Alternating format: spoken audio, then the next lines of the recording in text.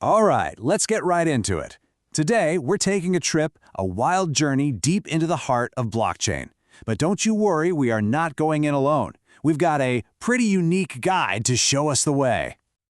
And there he is. That's Alpha, our guide for today. He's a husky who really knows his way around the blockchain, and he promises us one thing: the ledger never lies. He's going to take us through the whole story, from the very beginning to right where we are today. So yeah, let's follow him. So, first things first, who exactly is this guide of ours? Let's get the backstory on the legend himself. Yeah, so Alpha's not your typical dog. Get this. He was basically born on the Ethereum network, made of pure code.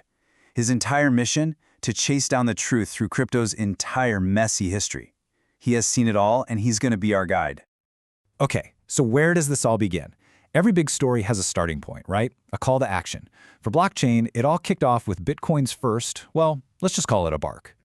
So you got to picture this. It's 2008, and the entire global financial system is, it's a mess. It's basically falling apart. And right in the middle of all that chaos, this white paper just appears from someone or some group named Satoshi Nakamoto. A few months later, bam, the first Bitcoin block is mined. But the real moment it got real, the moment it touched the physical world, that happened in 2010 when someone used it to buy pizza. Yep, pizza. And not just for a little bit of Bitcoin, we're talking 10,000 Bitcoin for 2 pizzas. Back then, that was maybe $40. Today, we're talking hundreds of millions of dollars. It's absolutely insane, right? But it just perfectly shows you how this whole revolution started from something so normal, so humble. And really, that's the whole lesson from those early days, isn't it? The first people involved, they weren't in it for the money. They were in it for the idea. They saw a future with this new kind of digital cash, long before anyone was even thinking about a price chart. But of course, Bitcoin was just the beginning. It wasn't long at all before the whole universe started to expand in every direction. So by 2011, you get the first altcoins, and Litecoin is the famous one, right? It called itself the silver to Bitcoin's gold. The whole point was to be a little faster, a little cheaper, something you could actually use for small, everyday stuff. It proved that the original idea wasn't the only idea out there. But, with all this new tech comes huge risk. And in 2014, that risk became painfully real with the Mt. Gox hack. $450 million just gone. Poof. It was a massive wake-up call for everyone. It taught a really tough lesson about security and why having everything in one place can be so dangerous. A painful lesson, for sure.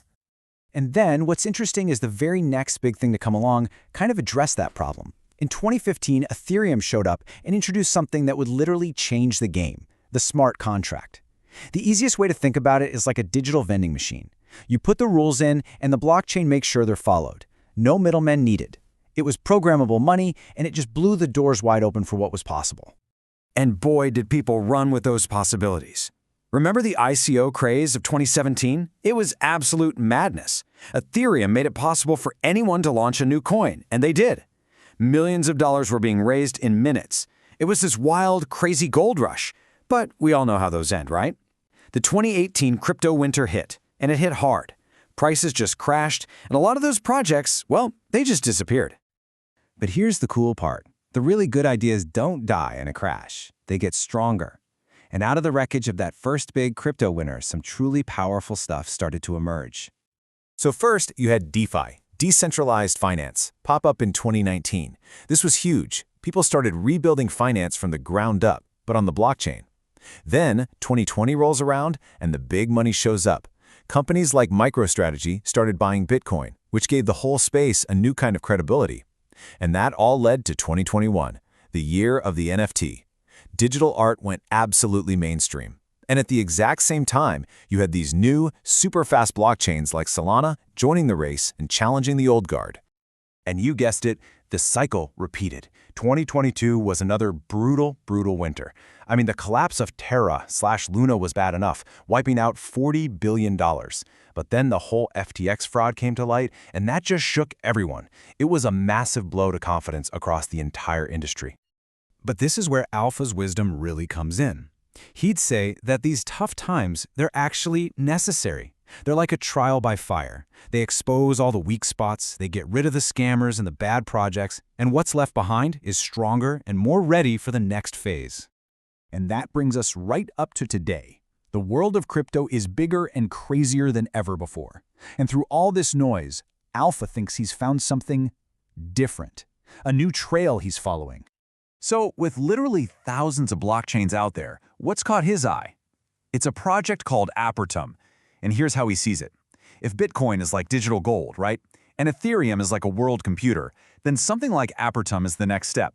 It's like the homeland for the pack, a place built for the next wave of innovation. One of the biggest reasons? Just raw, unfiltered speed. We're talking 4,500 transactions per second. Now, just to give you some context, Ethereum has traditionally been stuck around like 15 to 30. That's not a small difference. It's the difference between a bicycle and a fighter jet. It just gets rid of all the traffic jams. And then there's the money side of things. Using Ethereum can sometimes feel like you're paying a crazy expensive toll every time you do anything. With a chain like Apertum, we're talking about transactions that cost just pennies.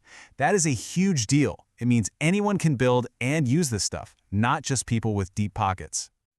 So let's peek under the hood. What's making a modern chain like this tick? Well, you've got those super low fees we just mentioned.